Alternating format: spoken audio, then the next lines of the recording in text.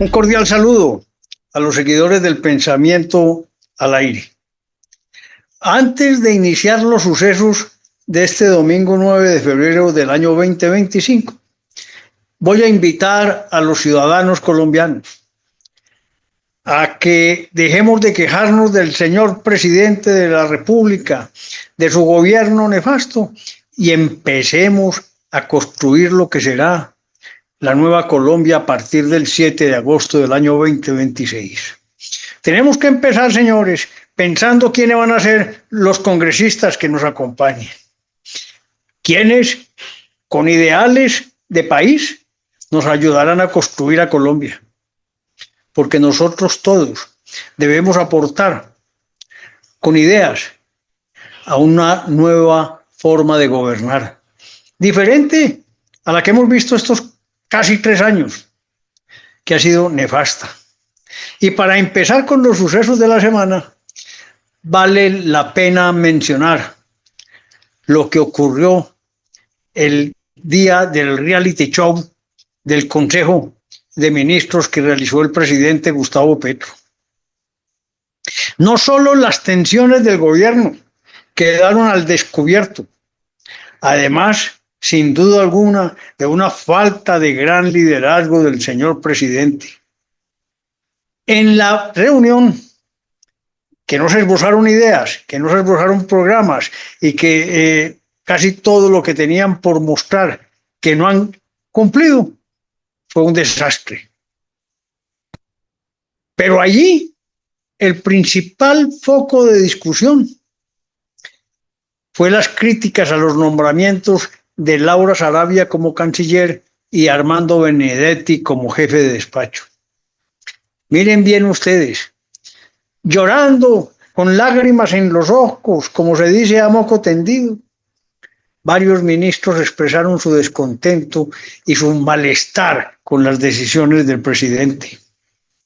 La vicepresidenta Francia Márquez, la ministra de Ambiente, Susana Muhammad, el director del DPS, Gustavo Bolívar, el director del DNP, Alexander López y Augusto Rodríguez también fueron los protagonistas de dichas críticas. Pero además ocurrió que no solamente hubo esa tensión, ese malestar y esa defensa del presidente Petro Armando Benedetti, hizo que el país entero quedara con una impresión negativa de sus ministros y del propio presidente. Si alguien en la vida había buscado tener un resultado tan nefasto en una intervención de ese tamaño, no se hubiera imaginado que el Consejo de Ministros hubiera dado ese ejemplo. Y es un ejemplo negativo, que no se debe repetir ni en juntas directivas ni en consejos directivos de las compañías.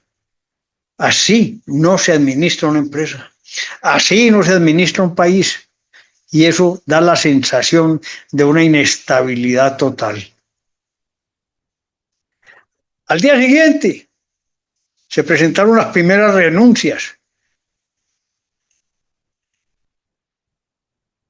La secretaria jurídica de la presidencia, Paula Robledo, Jorge Rojas, director del DAPRE, a quien Petro acusó, óigame bien, acusó de la gran crisis ministerial, que por poco acaba el gobierno, entre comillas, y de Juan David Correa, ministro de Cultura. Es decir, señores, esto fue una cosa de locos, como llamarían los jóvenes colombianos. Parecía el mejor reality show, mejor que Yo me llamo, mejor que La Casa de los Famosos, o mejor que cualquier evento público que hubiera presentado en Colombia en los últimos años. Pasará a la historia. Lamento lo sucedido porque también me ha dado dolor.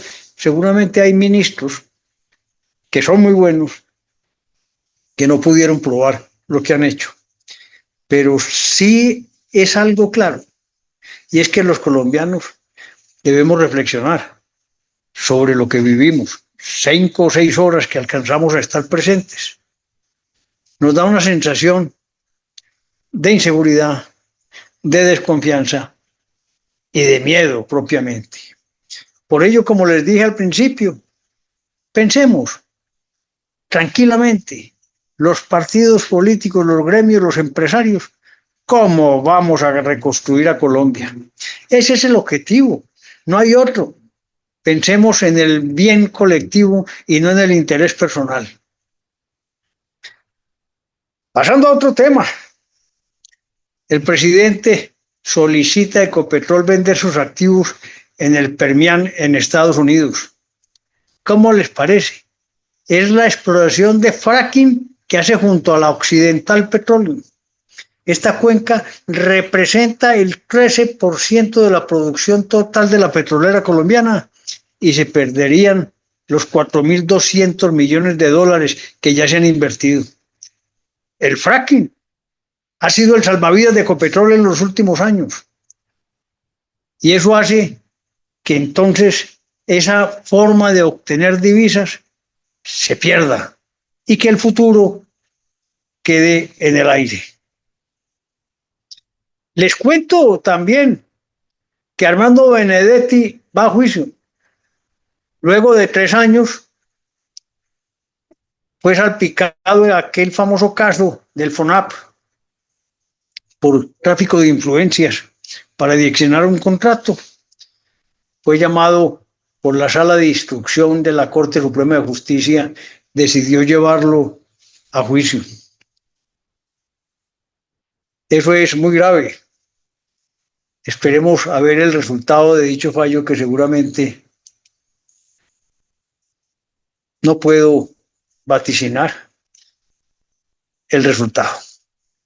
En una medida extraordinaria, la Corte Constitucional tumbó la potestad de los gobernadores de limitar la comercialización de aguardientes de otras regiones. Gracias a este fallo, la fábrica de licores de Antioquia tendrá presencia en 7 departamentos y las otras fábricas de licores podrán intervenir en el mercado amplio a través de sus áreas comerciales en el departamento de Antioquia. Eso se llama libertad de empresa, eso se llama libertad de movimiento, eso es lo que estamos buscando y respetando en Colombia. Que las empresas públicas o industriales del Estado y las empresas privadas puedan competir libremente en cualquier lugar de Colombia. Señores, malas noticias. Banti informa el alza en el gas. La compañía realizará un incremento hasta del 36% en la tarifa de cobro del gas. ¿A quiénes? A los usuarios a partir de este mes de febrero del año 2025. Las ciudades capitales donde se verá el aumento serán Bogotá, Medellín, Bucaramanga, Villavicencio, Manizales, Pereira, Armenia, Ibagué, Neiva y Yopal. El presidente manifestó que las empresas están especulando, que Ecopetrol tiene el gas colombiano barato, pero quieren importar el gas caro, porque eso eleva las tarifas de energía a todos los actores del sistema eléctrico. Por ello, solicitó él a la Superintendencia de Servicios Públicos Domiciliarios y a la Superintendencia de Industria y Comercio que adelanten acciones correspondientes para proteger a los usuarios en las residencias, en las áreas comerciales y en las áreas industriales. Amanecerá y veremos. Continúa el sainete contra el presidente Álvaro Uribe. La juez de conocimiento no aplazó el juicio y el doctor Álvaro Uribe se declaró inocente y no lo dejaron hablar mucho más. El punto de discordia en este proceso es que la jueza aceptó incluir en las pruebas las interceptaciones telefónicas autorizadas por la Corte Suprema de Justicia en el proceso que se adelantaba contra el representante Nilton Córdoba Manyoma y que por error, dicen también entre comillas, terminó escuchando las conversaciones del expresidente. Esto me recuerda a aquellos computadores que encontraron de Raúl Reyes y que fueron desechados también en su momento, que porque no tenía la cadena de protección. Cuando se quiere una cosa, se va a favor. Y cuando se quiere lo contrario, deciden lo contrario. Eso no es justicia. La justicia por las propias razones no existe. Para eso está la jurisprudencia, la doctrina, las normas y los fallos y sentencias. De manera que, señores, las propias razones son nefastas en la justicia colombiana. Vamos por mal camino, muy mal camino. Por ello, reitero, pensemos en la reconstrucción de Colombia. No voy a hablar mucho de las decisiones que está tomando el presidente Trump, porque yo diría que en algunas comparto. Miren, señores, puede que no les guste, pero si alguien va ilegalmente a su propia casa, usted lo saca de su casa. Si alguien intenta a escondidas penetrar a su casa, usted vuelve y lo saca de su casa. Y eso pasa con cada país. El tema de la entrada ilegal de ciudadanos de cualquier país a otro país debe ser controlado. Yo sé que inclusive en Colombia tenemos miles de personas que vinieron de Venezuela y que nosotros fuimos a Venezuela también en su momento, también como migrantes, cuando las condiciones de vida no eran posibles, hasta el año 2002, y fueron recibidos unos y devueltos otros. Pero es que el mundo ha crecido y hay que fortalecer el trabajo y la vida de los ciudadanos de cada país. De manera que, me excusan, pero creo que debemos ser serios. Nosotros los colombianos, protegernos a nosotros mismos y cada país protegerse a sí mismo. Y quien vaya a otro de turismo, pues tenga organizado sus papeles, visas y todos los elementos que le exijan. Eso se llama orden y disciplina para trasladarse de un lugar a otro. El tema también del Canal de Panamá sigue teniendo dificultades. El presidente Trump, fundamentalmente, más que invadir a Panamá, lo que él quiere es reciprocidad. Ellos entregaron el canal en un acuerdo y ese acuerdo parece que no se ha cumplido. Tendremos que revisar el tema, pero no es posible que las flotas americanas o que los grandes buques tengan que pagar igual que otros. Creo que debe haber una tarifa diferencial, como existe en cada lugar del mundo, que se favorece a algunos más que a otros. De manera que Estados Unidos tendría de pronto unos beneficios en el cobro de las tarifas que permita que haya tranquilidad en el paso de los barcos y buques americanos.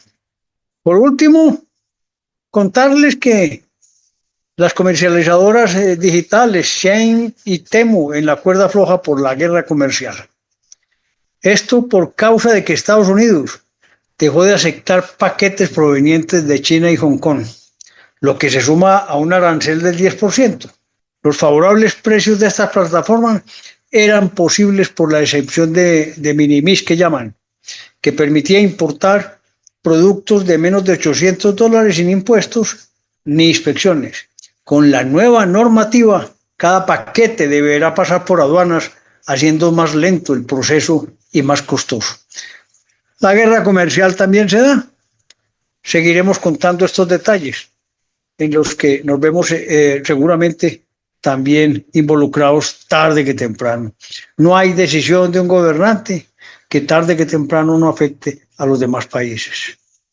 Y eso porque tenemos intereses comerciales cada país, pero podíamos volver a pensar en que buscar que a través de nuestras tierras, riquezas, podamos volver a producir lo suficiente para abastecer nuestra propia Colombia. Sin duda alguna, hay mucho que reflexionar y espero no haberlos cansado con estos sucesos de la semana que nos permiten analizar con calma, con tranquilidad, sin apasionamiento y sin tomar partido lo que ocurre en nuestro querido país. Pero eso sí, hay que pensar qué hacemos en el año 2026. Un feliz domingo y una buena semana.